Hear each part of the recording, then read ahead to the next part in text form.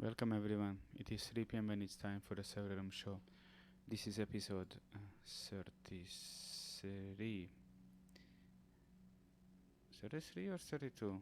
Now I confuse myself. Give me 1 second. It is episode...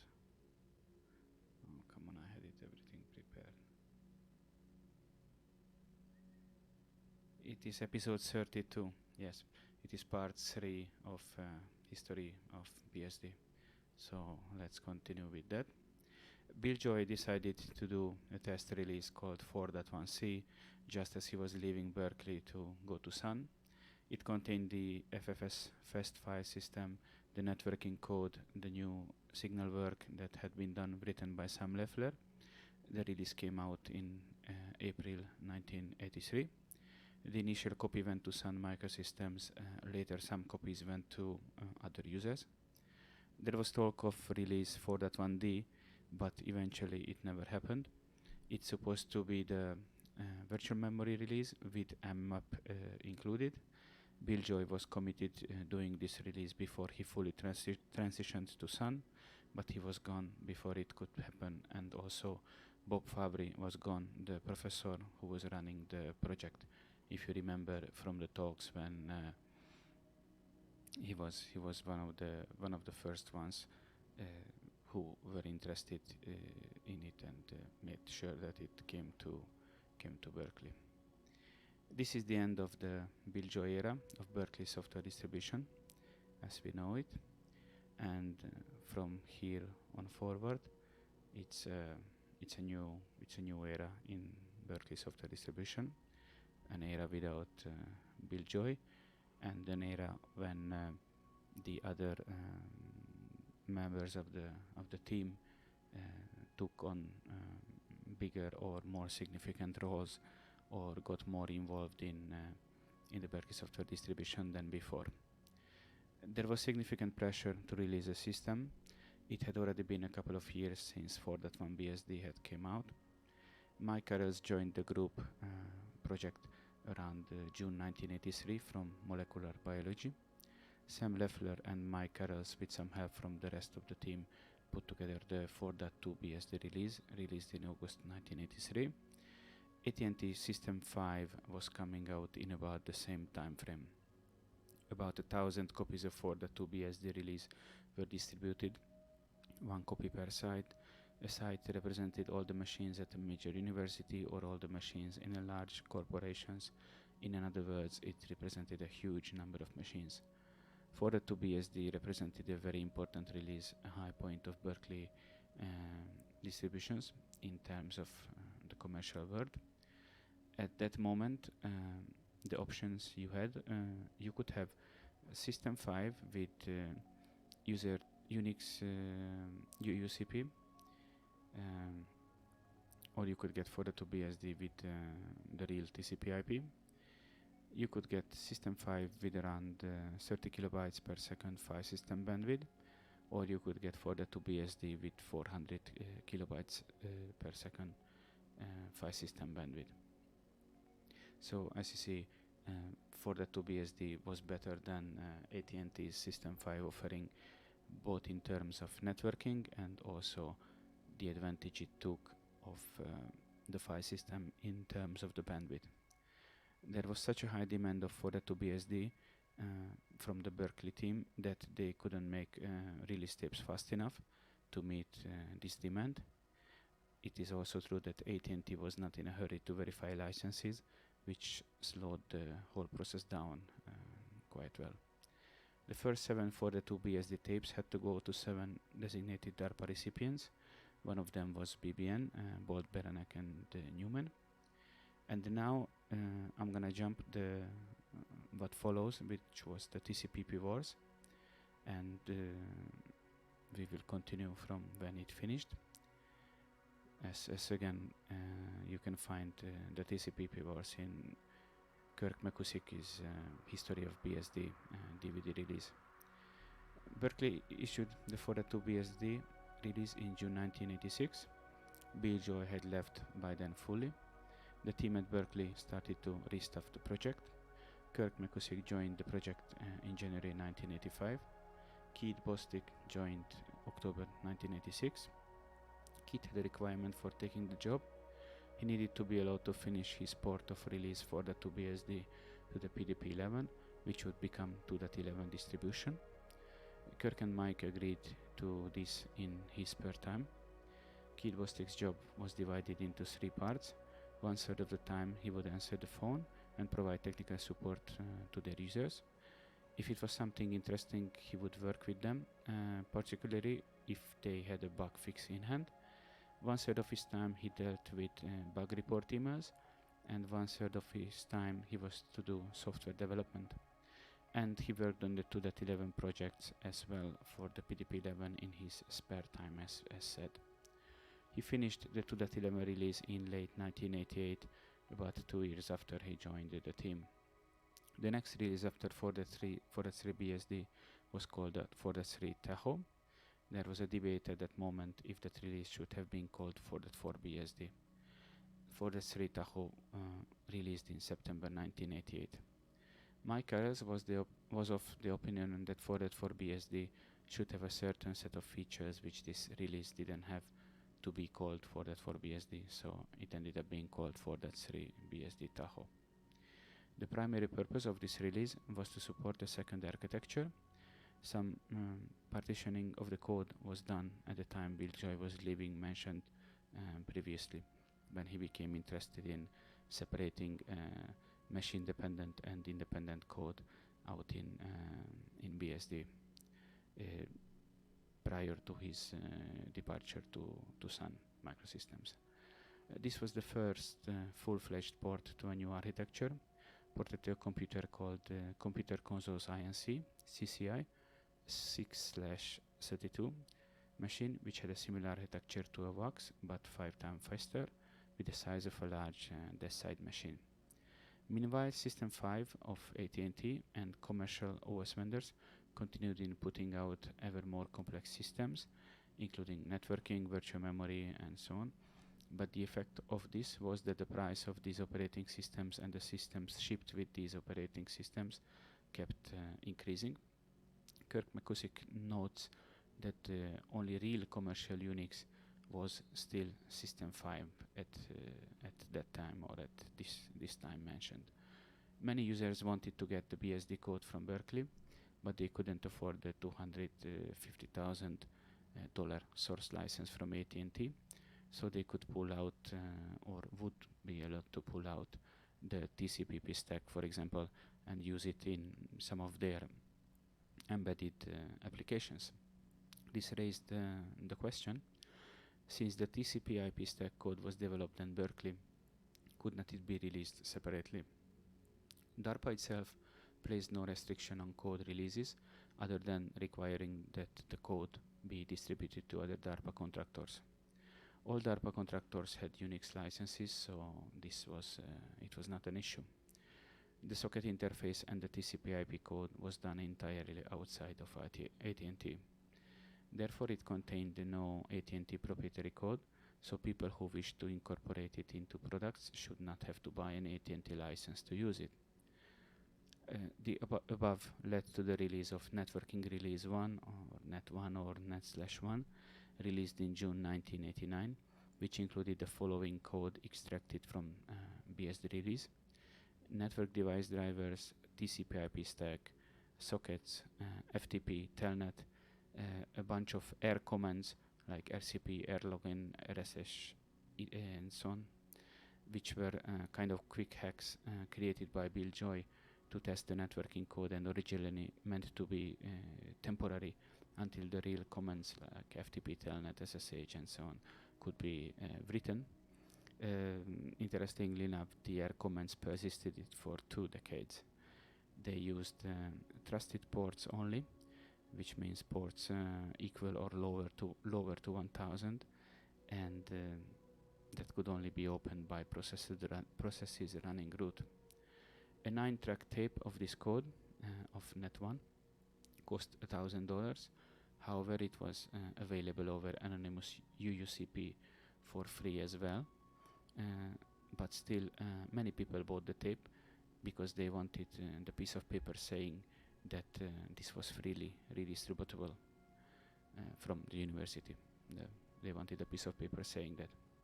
The Berkeley team got back on their main project, continuing to put in all the features that were supposed to be in the final 4.4 BSD release.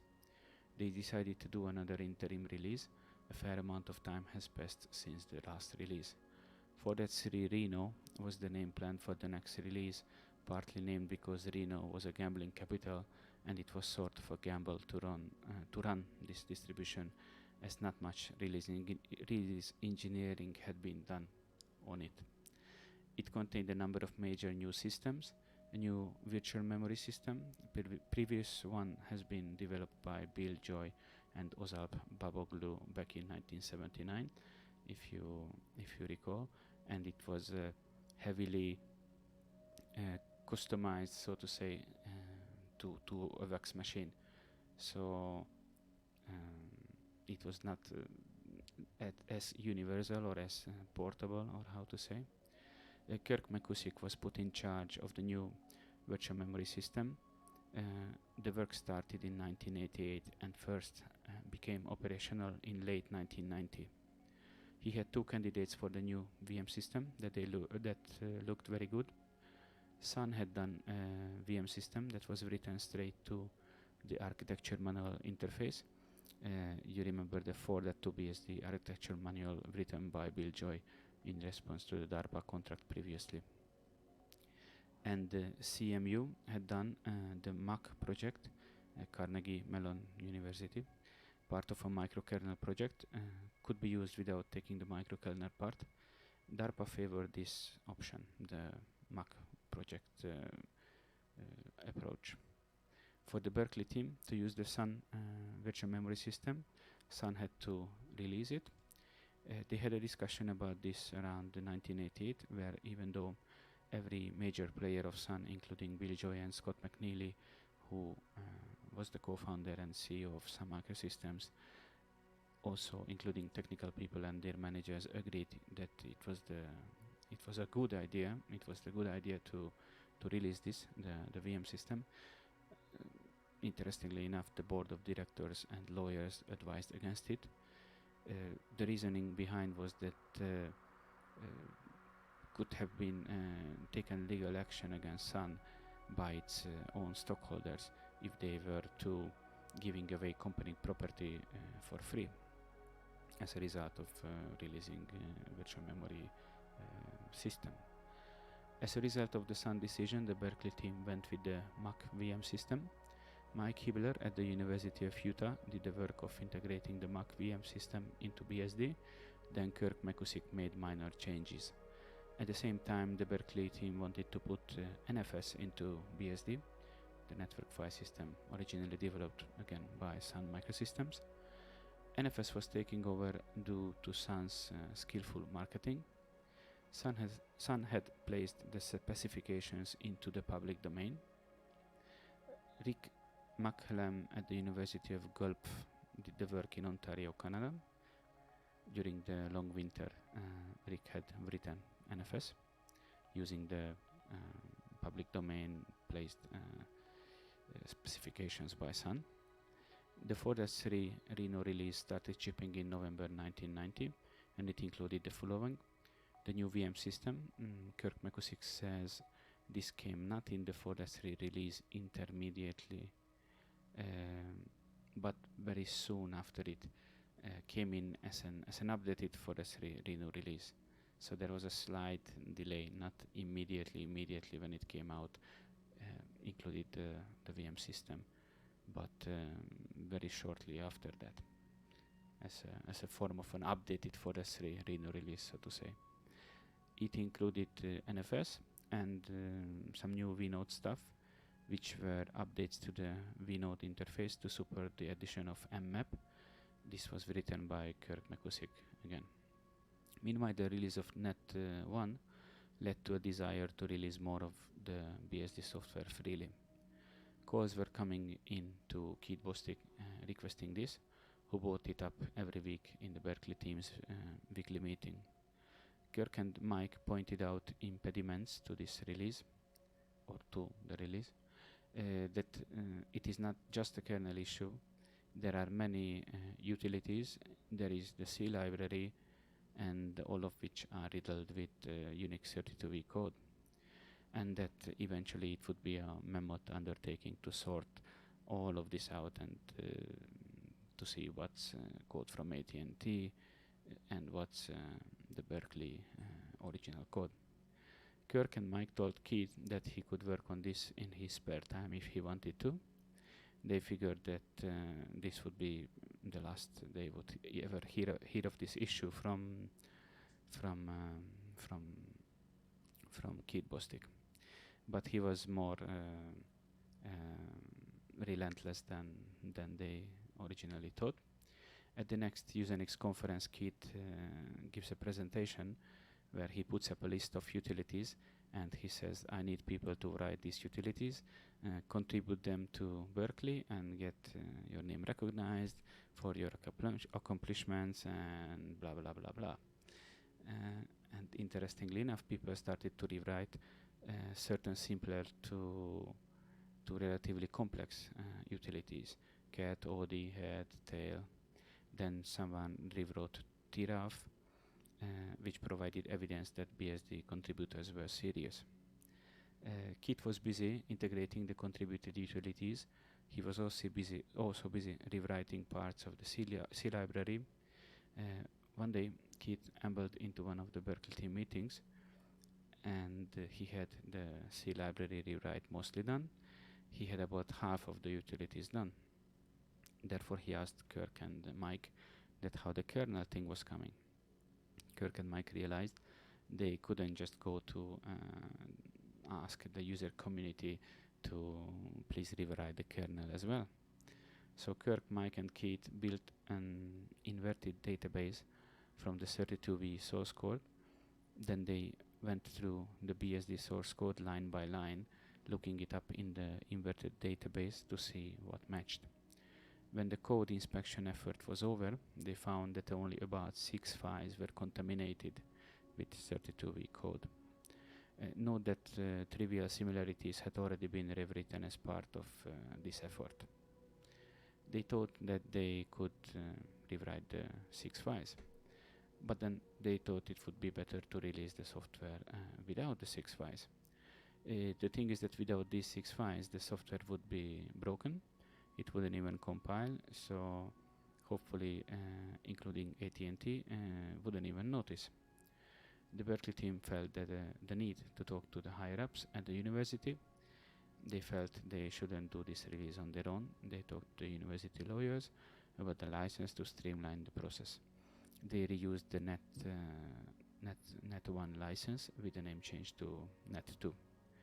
The Berkeley team talked to the head of the computer science department.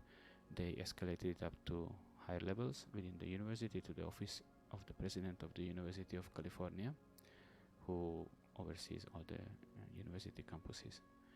Auditors were brought in, and the Berkeley team spent 3 days being audited.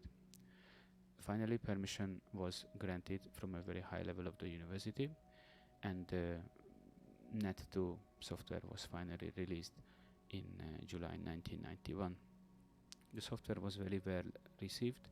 Many people bought it as before, even though it could be downloaded for free via FTP. By early 1992, several groups had figured out how to rewrite these missing 6 files. The Berkeley Software Design Inc. company was shipping an alpha version of their product by January 1992. Bill Jolitz had rewritten the files. He had released a system called 386/BSD.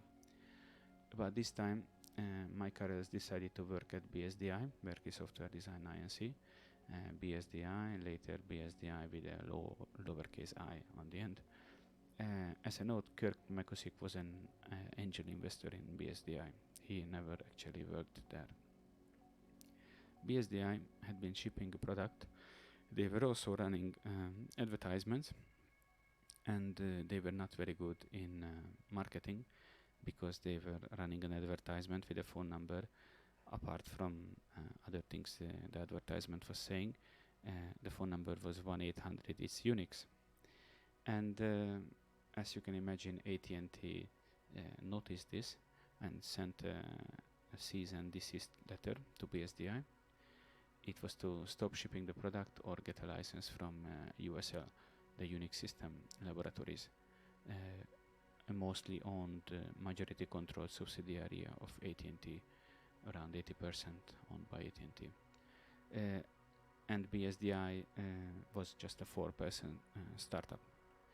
USL eventually filed the lawsuit against BSDI, which led to the lawsuit, which I will leave out now, and that part you can find in Kirk Mckusick's History of BSD DVD.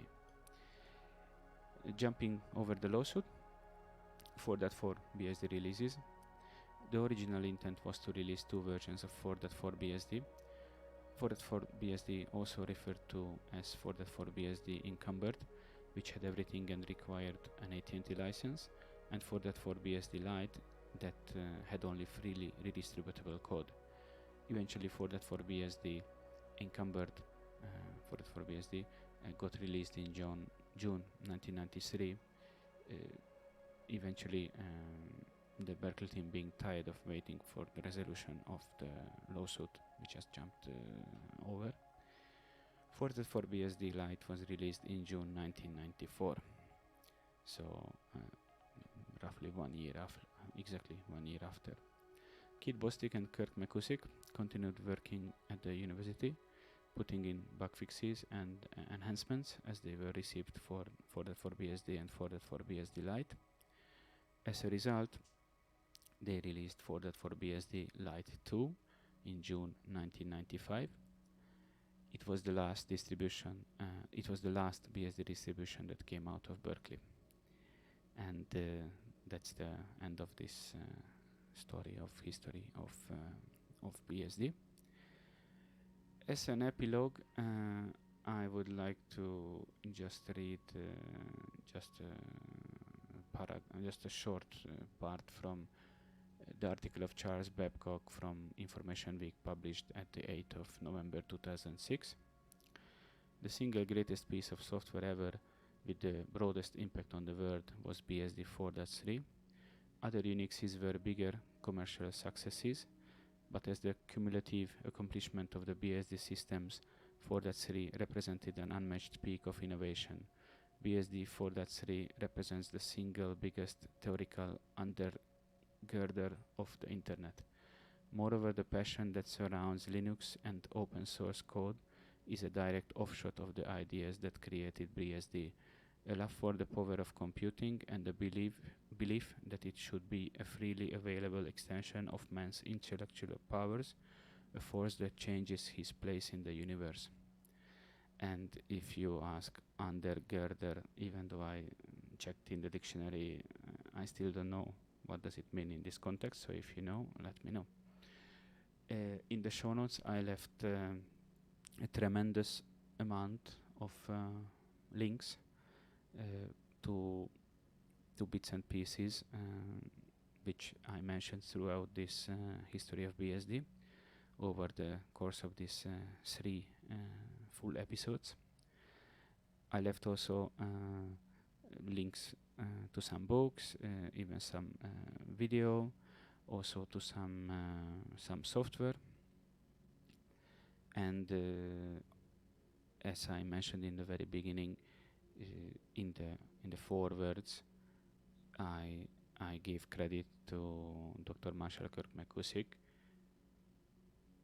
who gave permission to use his notes to give this, so to say, shorter version of the history of BSD. The same, he has a nearly 4-hour DVD presentation of his own. So one more time, if you can, please look up the link in the show notes and feel free to reach out to him and purchase a copy of his DVD. It's really great fun to watch, and what better to spend $20 on. You can even choose a digital download so you don't have to wait for the mail to come. Even though if I could, probably I would choose the physical copy, and most probably I would be cheeky enough to ask to have it autographed. So I think you guys who live in the US and could get away with this, waiting for a mail or a package to come, I would definitely go for that option. It could be really fun. I wish I could have chosen that option, but I didn't want to risk from Europe. I mean, I don't know, to get lost or something. I was thinking about actually the book, the first BSD book he authored, the 4.2. I think it was the 4.2. 4.2 was it? Let me, in the books I have it. It was where I have the books? FreeBSD, because I left links for FreeBSD as well. 4.4 or it was the 4.3, because I have the links completely messed up. But yeah, I could have done perhaps one of his books to order to someone in the US, if I know anyone, and then have this book then be sent over to him, and then have it autographed, and then sent back to me, and pay for all it in advance. So, like you see in my example, getting the DVD originally from him, maybe it's easier to ask to ship something autographed to you directly. But it's just my idea. Maybe it doesn't even exist. So don't say I said that he does anything like this, because it's just my imagination. So, as you see, this concludes the history of BSD, short version, without TCP/IP wars, without many small bits and pieces and anecdotes from Kirk Mckusick himself. And it was a really nice 3-part episode, and I'm happy I was able to do it. And I definitely will do some more BSD related content or episode. I have some ideas in the works, simple things, and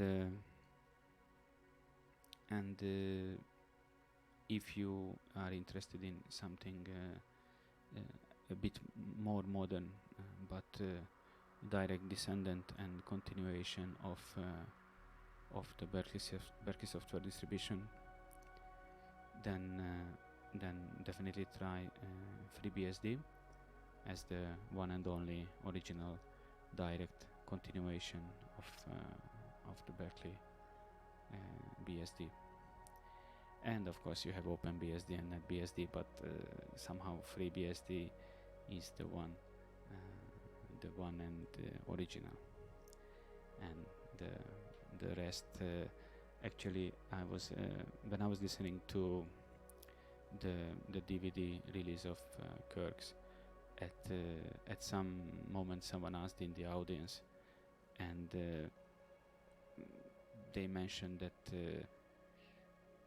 all those other BSD releases like OpenBSD and NetBSD started to sprung off from FreeBSD or the original Berkeley code, because there was a kind of misunderstanding of to which direction they should go to, and that's how now we have FreeBSD, OpenBSD, and NetBSD. And as someone just suggested on the chat, maybe one day we do an episode on Illumos, because anything Sun related I'm interested in. So thank you very much. I hope you enjoyed this 3-part episode of History of BSD, and see you next Saturday with a new episode as always.